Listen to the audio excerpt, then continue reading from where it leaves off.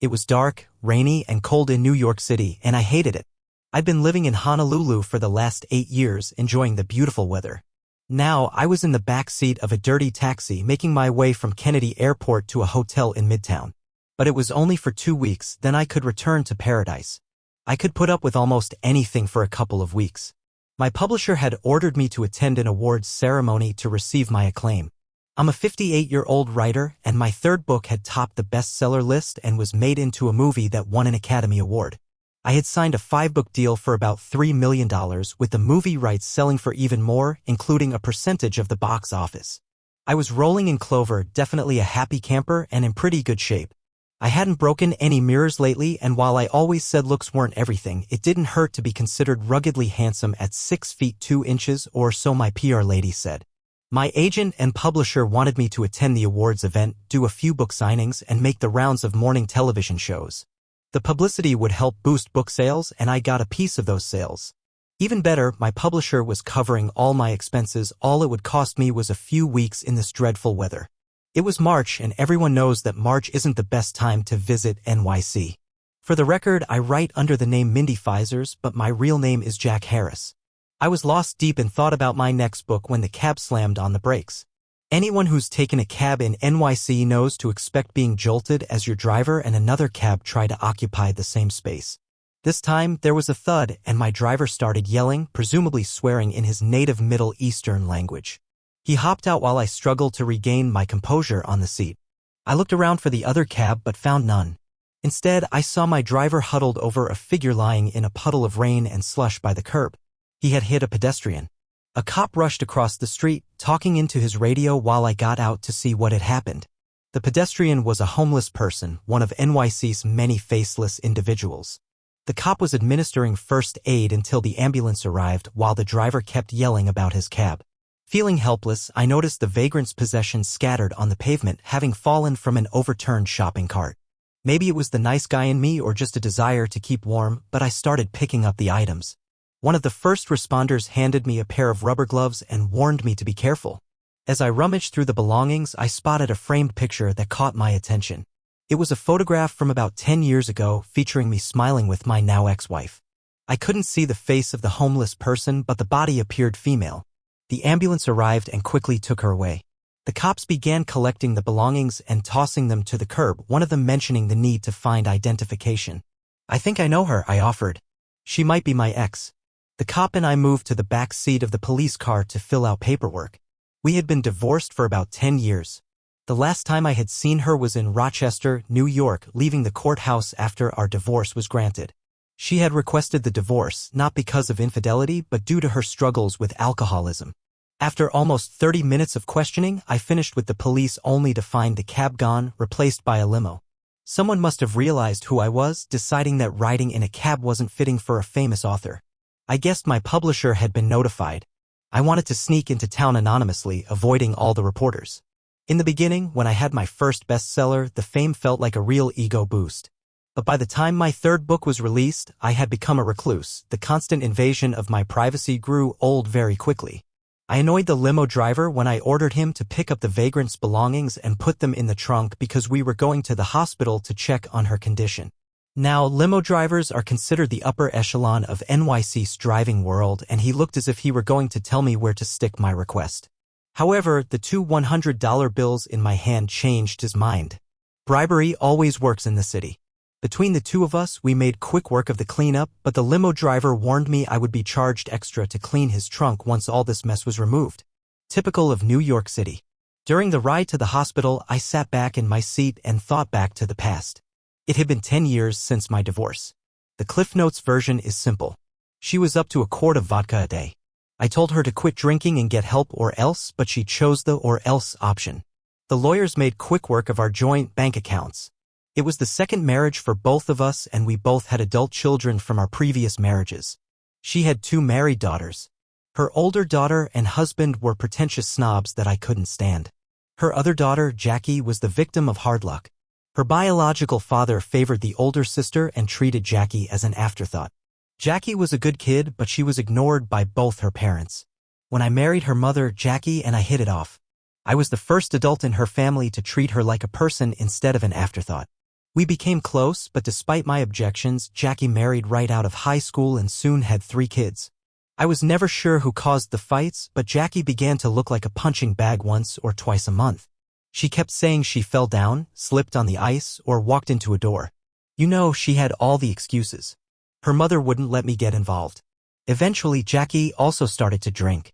Well, one thing led to another, and soon Jackie was divorced and in a treatment facility for her drinking. It took a couple of stays in treatment centers and about 2 years of AA meetings, but she finally overcame her drinking problem. I paid a few of my old friends some money and they paid Jackie's ex-husband a visit. I understand he'll never walk again. Jackie met her second husband while attending her AA meetings and they married a few years later. He was a really nice guy. 2 weeks before their first anniversary, he had a massive heart attack and was dead before reaching the hospital. Now you see what I mean when I say Jackie had some very hard luck. Anyway, I digress. My ex's older daughter and her husband supported my ex-wife during her divorce action. They hired a very expensive, high-profile divorce lawyer. Their lawyer struck first and filed all sorts of motions. I hired a shark. He was a really nasty son of a gun. To make a long story short, my side offered my soon-to-be ex a 50-50 split. They refused and demanded a 70-30 split. My lawyer smiled and said to them, "You don't have grounds for a divorce. We won't grant one. Let's go to trial." I almost panicked. If I lost, a judge would decide the split. If I won, I'd have to keep my wife. Talk about a lose-lose situation. You'll love this next part. We were in court to give our statements under oath before the second day of testimony. My lawyer dropped a thick legal petition on their table announcing to her lawyer that as soon as he won the next day, he'd file a motion. I could see my wife read the title, Motion for Involuntary Commitment of an Adult. I had threatened to have her committed for her drinking problems during an earlier argument. As she read the title, a very scared look came across her face. They settled that afternoon for a 30-70 split in my favor, and the judge granted the divorce. That was the last time I saw my wife until now. I was brought back to the present by my driver opening the limo door. I heard a security guard yelling at my driver, "Sir, you can't park there." Typical of NYC.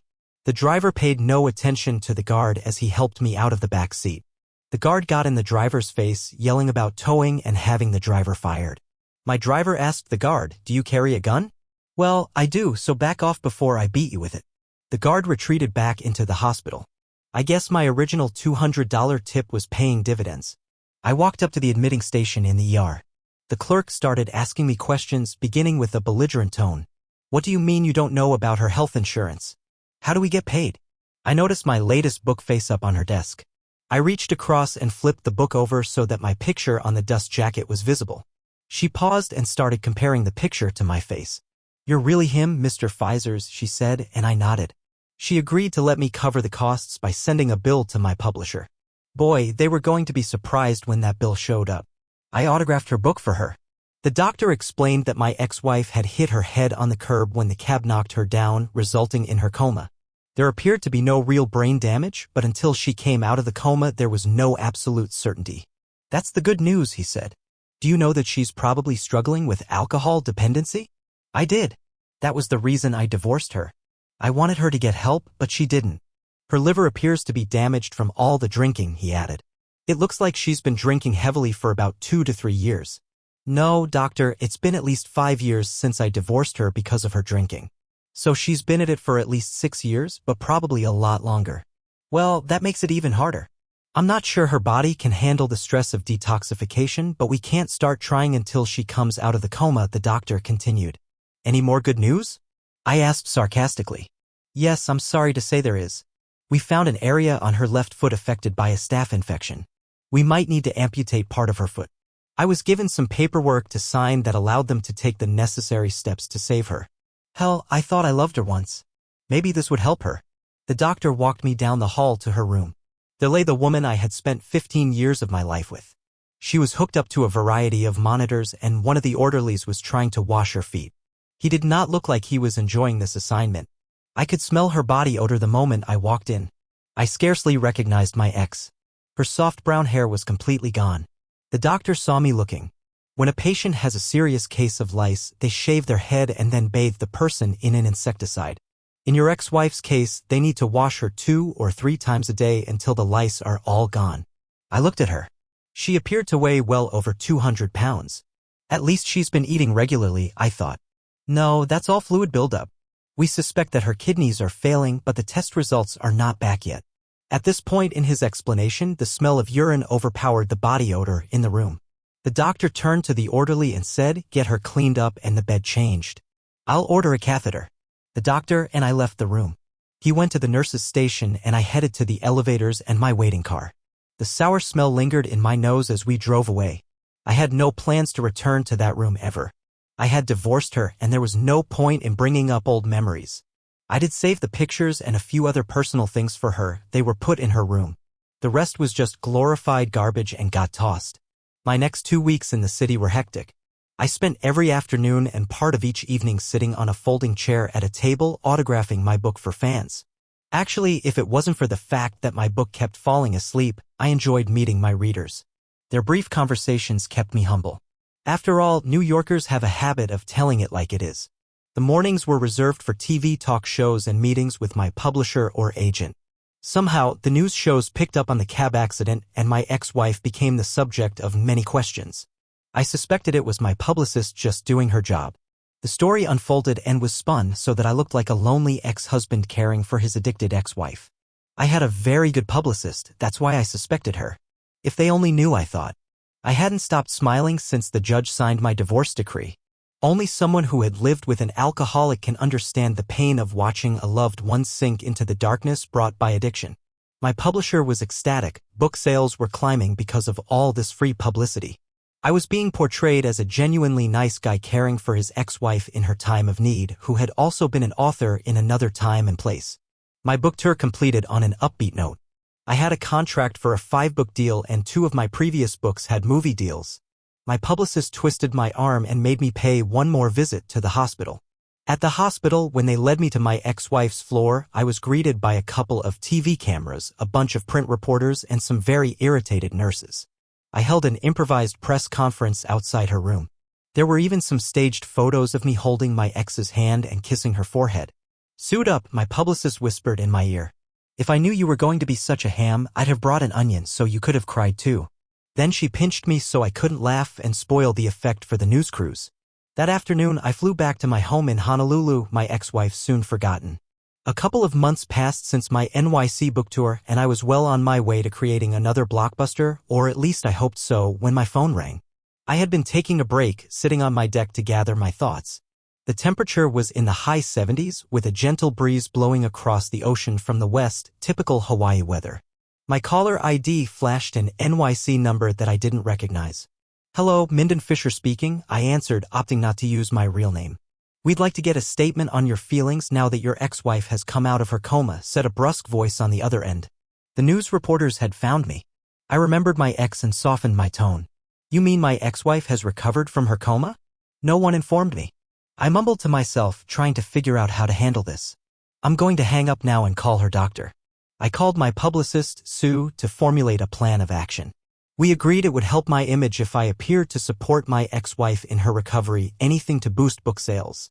I called the NYC hospital and spoke to my ex's doctor. "Your ex-wife has come out of her coma and is responding well to treatment.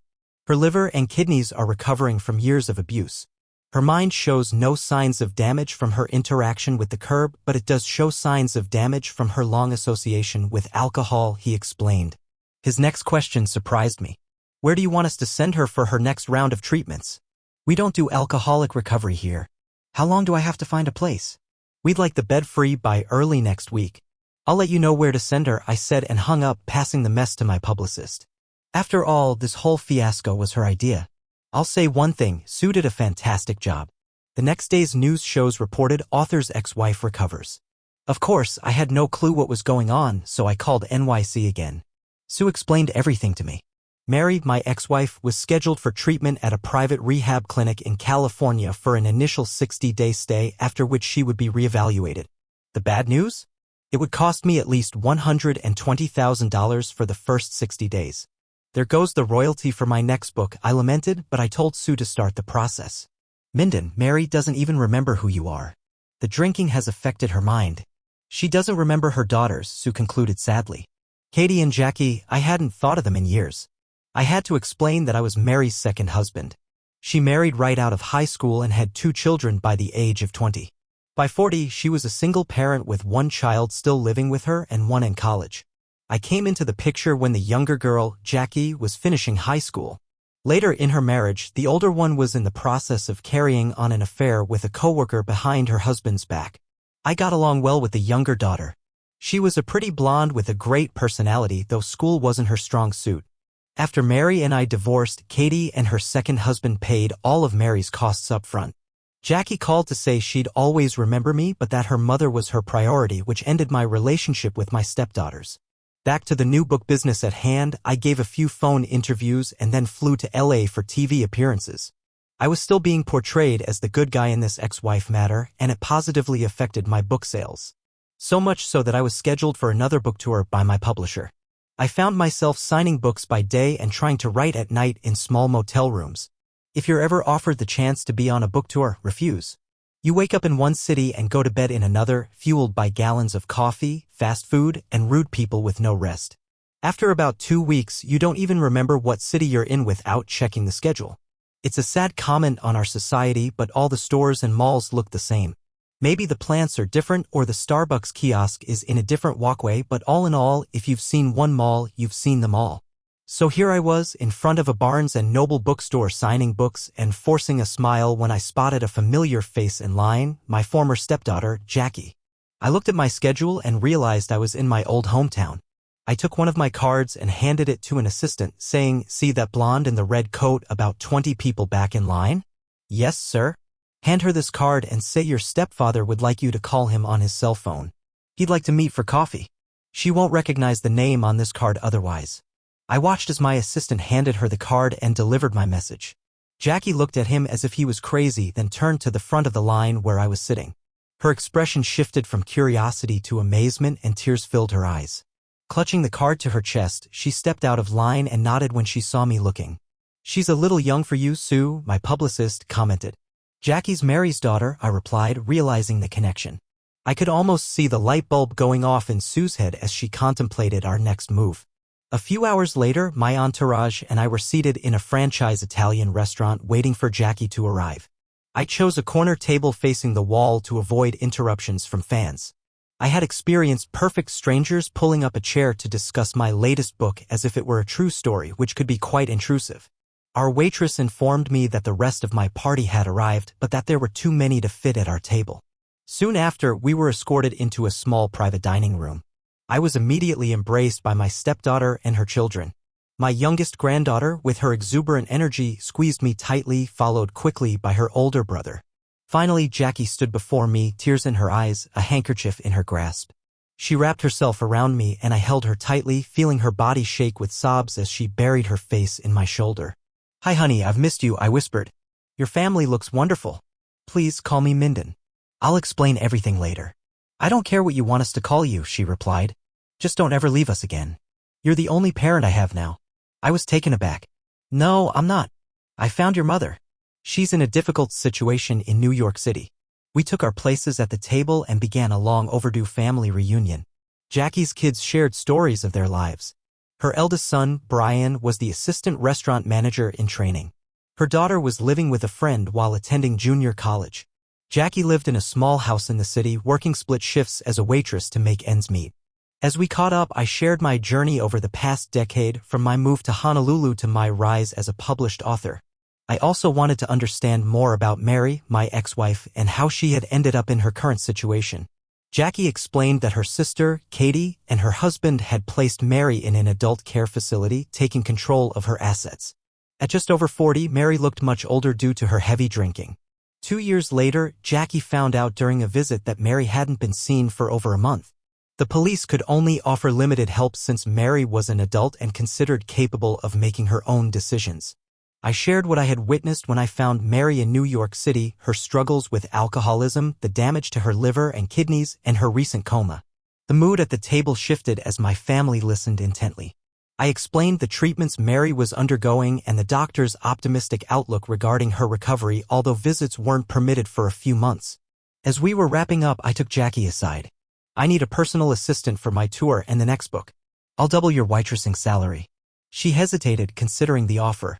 I can cover your travel expenses to visit your kids or fly them out to see you. Please accept. I don't want to lose you again." With tears in her eyes, she accepted, then rushed to share her exciting news with her family. The next 2 weeks flew by. I was busy with what felt like an endless book tour while Jackie prepared for her new role, quitting her job, packing her apartment, and updating her contacts. I only dealt with sore hands from signing books, which was a good problem to have. When Jackie was ready, I had tickets reserved for her to join me on the tour. I learned her kids weren't taking her to the airport because they all had prior commitments. I changed Jackie's flight and chartered a night flight that allowed her kids to come to the airport to say goodbye. I even arranged for a limo to pick them all up and take them to the airport, then back home. I later found out it was a tearful farewell. Jackie is one of those people that everybody likes. She's cheerful, enthusiastic, and has a way of making everyone feel like they've known her forever. Those qualities captivated the flight crew and helped her make new friends. When I arrived at the airport to pick her up, I found her in the crew lounge, enjoying coffee and snacks with her new friends. Someone on the crew recognized me. "Mr. Fishers, may we offer you some coffee?" "Don't call my dad, mister. It's Minden to you guys," Jackie scolded playfully. I smiled and nodded but declined their offer, explaining that we had a long drive and a busy day ahead of us. They helped carry Jackie's luggage out to the rental car. After a hectic book tour, I was exhausted and couldn't wait to get home and climb into my own bed. While the beds in various hotels were comfortable, nothing beats the feeling of sleeping in your own space. Once we landed in Honolulu, I had Jackie walk out of the terminal and grab a taxi with enough room for all our luggage while I retrieved our bags from the carousel. I enlisted the help of a skycap, and together we loaded all the luggage onto a cart. When Jackie joined us, she guided the skycap and me to our ride. The driver was taken aback by the amount of baggage and mentioned that it would be about 10 minutes before a larger van arrived to carry everything. I tipped the skycap $50 to guard our bags until the van arrived. We got in the taxi and started our journey home. My house is in a gated community on a hillside overlooking Honolulu. When I first moved to the island, I considered buying something oceanfront, but the prices were astronomical. Instead, I opted for a hillside property, which turned out to be a good decision. As we drove up the hill, Jackie was impressed by the island's beauty and she chatted excitedly the entire way. Upon entering the gates, she fell silent, taking in the sight of my house, which was the nicest one on the hillside. My housekeeper, Iolani, was waiting at the door to greet us, and I introduced her to Jackie. They quickly struck up a conversation while I waited with one of the gardeners for the luggage. When the luggage van arrived, Iolani and Jackie reappeared as if by some telepathic connection. They had chosen a bedroom and bath suite for Jackie on the opposite end of the house, away from mine. Her suite was in the same wing as the guest bedrooms, while my master bedroom was alone, offering a view of the city and the ocean. After Iolani and Jackie took care of the luggage, I unpacked quickly. Most of my clothes went straight into the laundry, only my shoes and belts were clean. I took a refreshing shower and changed into a t-shirt and shorts. Home felt wonderful. At lunch, Iolani said, "We're off now because Jackie doesn't have any clothes suitable for the Hawaiian climate. We're heading to Ala Moana Mall, so be ready with your credit card." I complied, knowing I was in for some serious shopping. I spent the afternoon transferring my latest writing from my laptop to my home network and backing everything up. I also caught up on emails. It was almost dark when the women returned. Surprisingly, they only had a couple of shopping bags between them. I was happy until Iolani informed me that the truck would be delivering the rest of the purchases the next morning. After Iolani quickly left to tend to her own family, Jackie and I drove down the mountain into the city for dinner. We decided on Italian and went to Annie Pasta's, enjoying a cozy family-style meal. The next day, we started our routine. By 8 a.m., we were both up and dressed, and the coffee Iolani had prepared the night before was ready. Iolani arrived at 8:30 to start breakfast, and Jackie and I discussed our plans for the day. After breakfast, I locked myself in my office, where I aimed to write for at least 3 to 4 hours each day without interruption. Jackie set up her own little office where she signed on to answer emails and make arrangements as needed.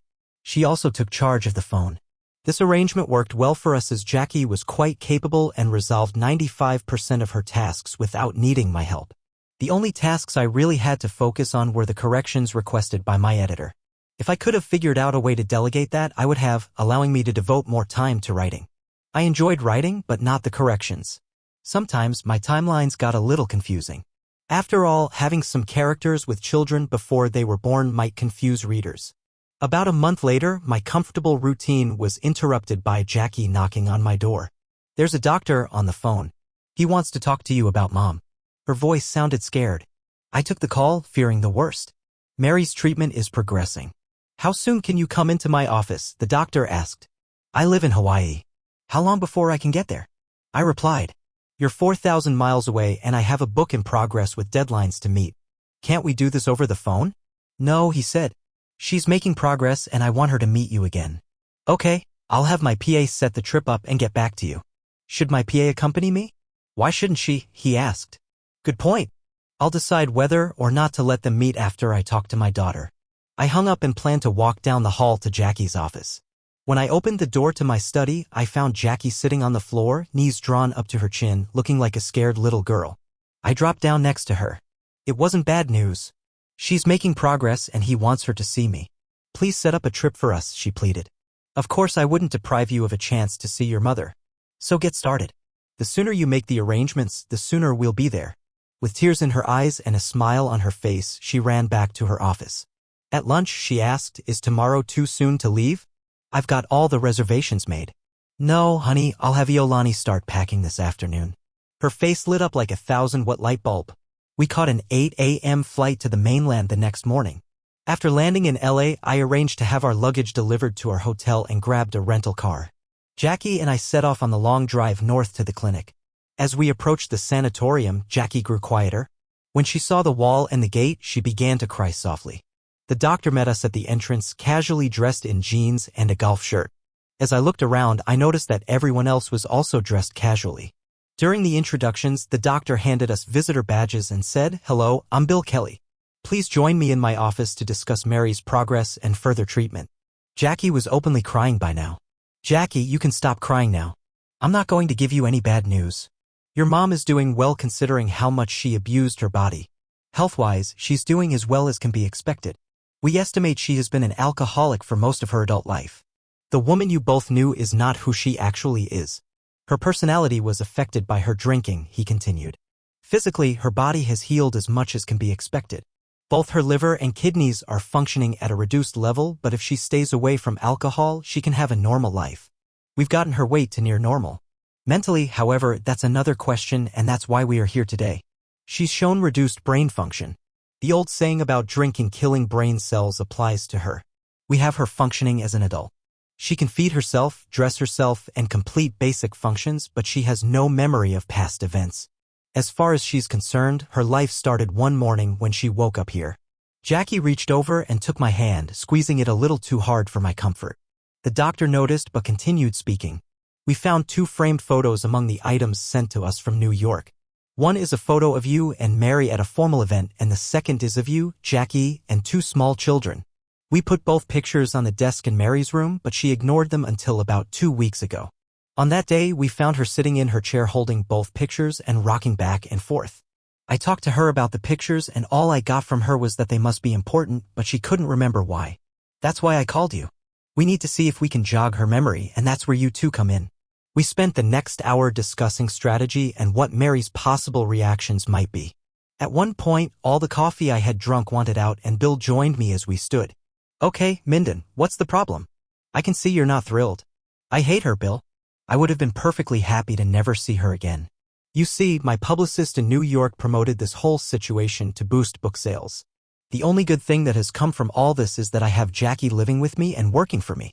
I guess we have a problem then, don't we? He said and walked over to the sink. Can you pretend for a little while longer? He asked.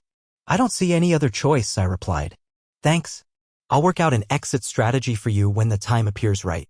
It was back to his office for another round of discussions. We broke for lunch at noon. While sitting in a cafeteria shared by the staff and patients, I noticed a very frail little old lady heading my way. She wore a simple dress and flat shoes, her hair short and completely white. Another fan? I thought, but as she got closer, she began to look familiar.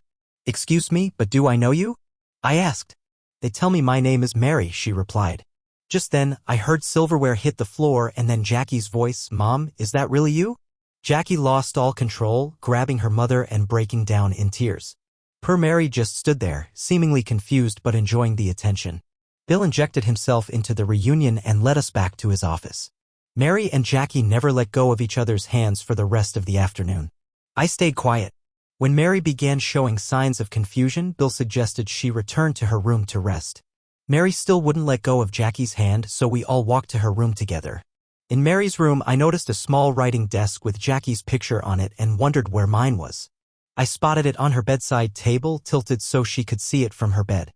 As Jackie helped her climb in, Mary said the picture made her happy but didn't know why. An allergy I didn't know I had kicked in and my eyes started watering. Bill glanced at me and I just said, "It's something in my eyes." He smiled in understanding. In case you're curious why she didn't recognize me, the picture was taken 20 years ago at a benefit dinner for a children's charity. Today, I'm a few pounds heavier, my hair is a lot shorter, and I had LASIK eye surgery, so I no longer need glasses. Oh yeah, my hair is also very white now, so I guess I do look a little different. That night in my motel room, I had difficulty falling asleep. My mind kept wandering back to the good times I had with Mary when we first got married. Everything was perfect. We lived in a 2-bedroom townhouse, and during that time, we shared a lot of intimate moments together. Then we bought an old farmhouse. It was only a couple of acres, but it had a carriage barn, a detached 3-car garage, and a large 2-story farmhouse built in 1866. We tried to enjoy every aspect of our new home, which led to us sneaking out into the yard on occasion. Those first years were wonderful. But then I started to notice her drinking. At first, it was just an extra glass of wine with dinner, but soon it became a before-dinner cocktail, then an after-dinner drink. Eventually, she would sit in one room watching TV while I worked on my writing in another. I often found myself sleeping alone in her bed. As the years passed, her interest in our relationship waned, and I felt like I was supporting her habit while getting nothing in return. Please understand, she was the one who turned off our loving times. She was no longer interested in us, just in her bottle.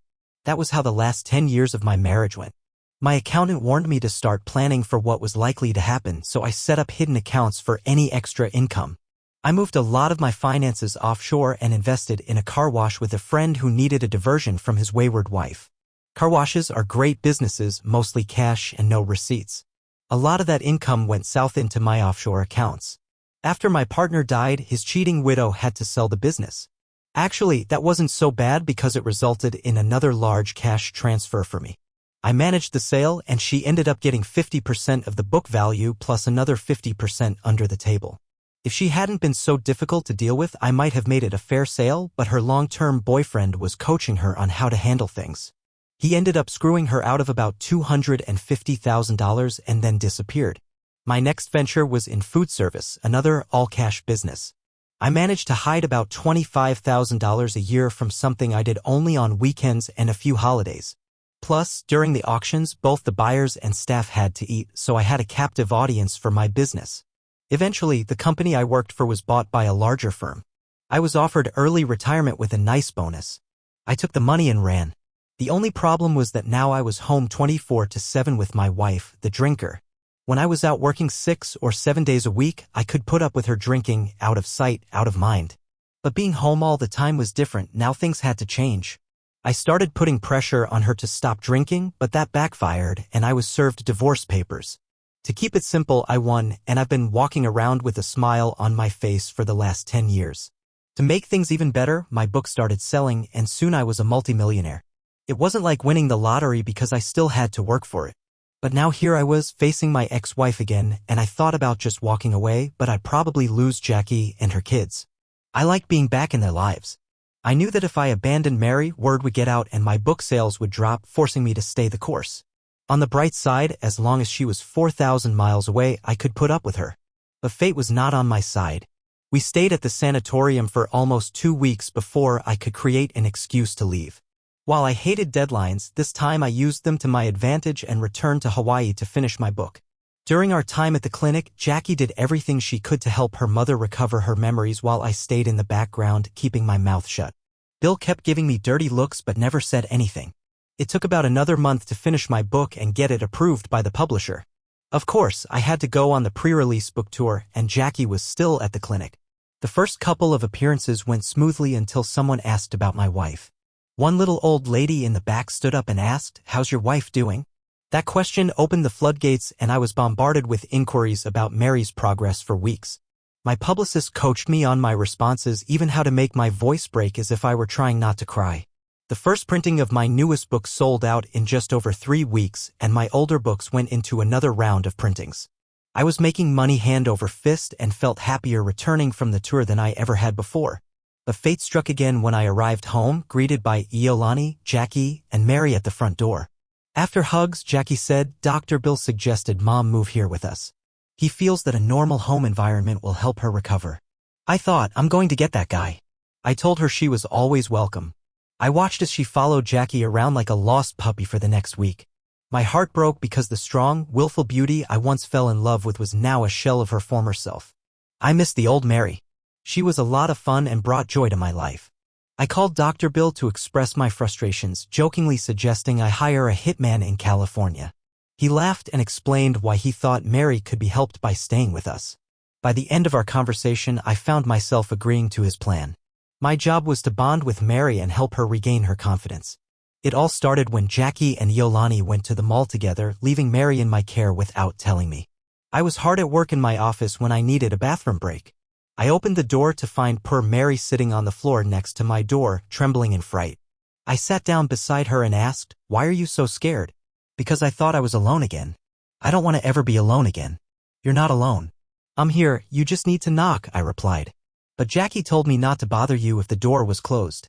I began to understand how far she still had to go, and it was going to be a long journey. I helped her to her feet and gave her a reassuring hug, explaining that I was going to the bathroom and would be right back. When I finished, I found her sitting on the floor outside the bathroom again. I walked her back to my office, and that's how the rest of the week went. Wherever I went, Mary followed. One afternoon, she asked, "Why do I want to call you Jack?" "It doesn't feel right." Distracted by my writing, I absent-mindedly answered, "Because that's my real name. You used it when we were married." I heard a sob and saw her run out the office door before I could stop her. I enlisted everyone's help to find her, and Iolani eventually found her huddled in a closet, repeating, "If I loved him, why don't I remember him?" They helped her up and settled her in bed, with someone staying with her until bedtime. Iolani went home, and soon after, Jackie joined her mother in bed. The next morning, I called Dr. Bill to update him, but all I received was criticism for my actions. He suggested that I might have undone 6 months of progress, and when he calmed down, he offered me some guidance. I felt guilty and tried to follow his advice.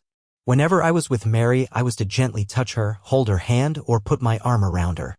If she sat on the couch, I should sit next to her. When she entered a room I was in, I was to greet her with a friendly kiss on the cheek, and if she announced she was leaving, I should hug her and tell her I'd miss her.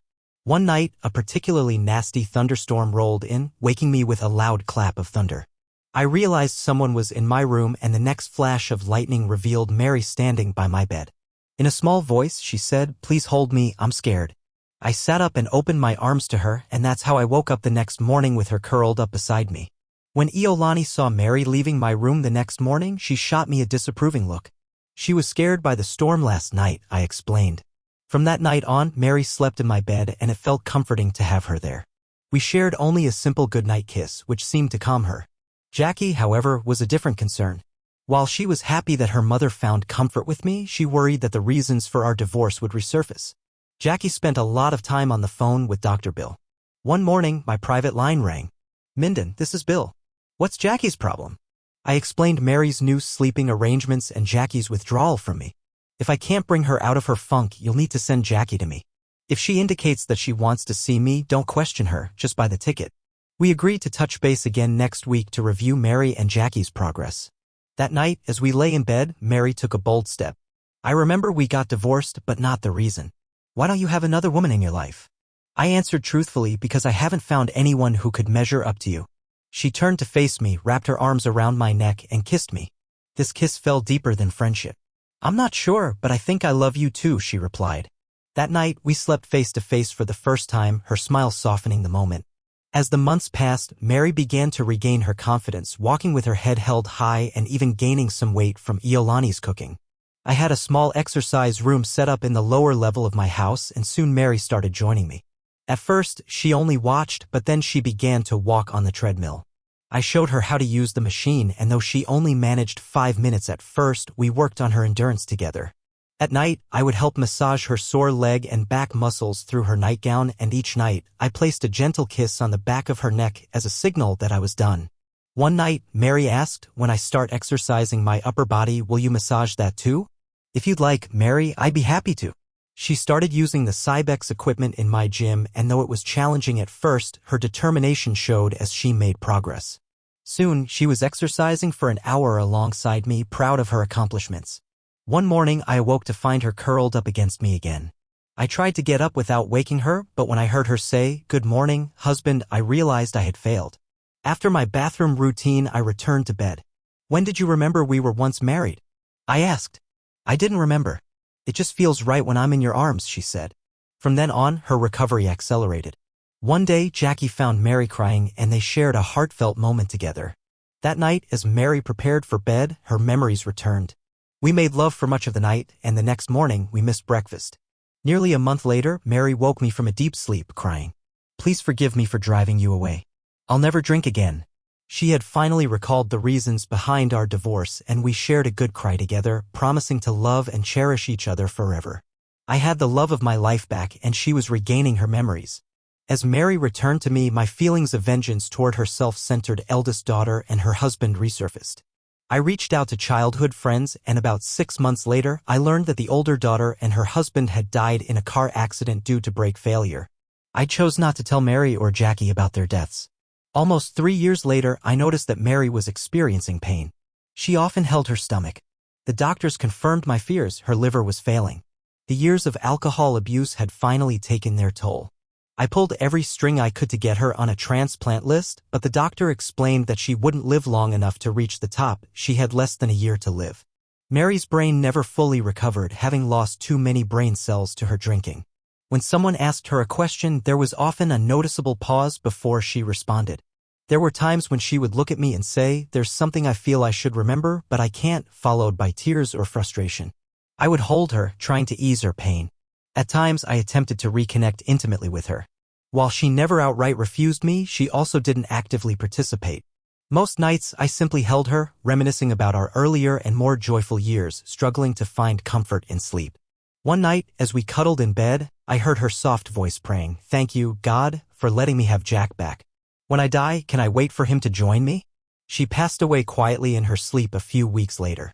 As time often does, it moved on, and Jack, now 93, found himself in the hospital surrounded by family watching as he began to fade. Suddenly, he sat up and, in a clear voice, said, "Hi, Mary, my love. I'm coming." As he fell back, the monitors ceased their beeping.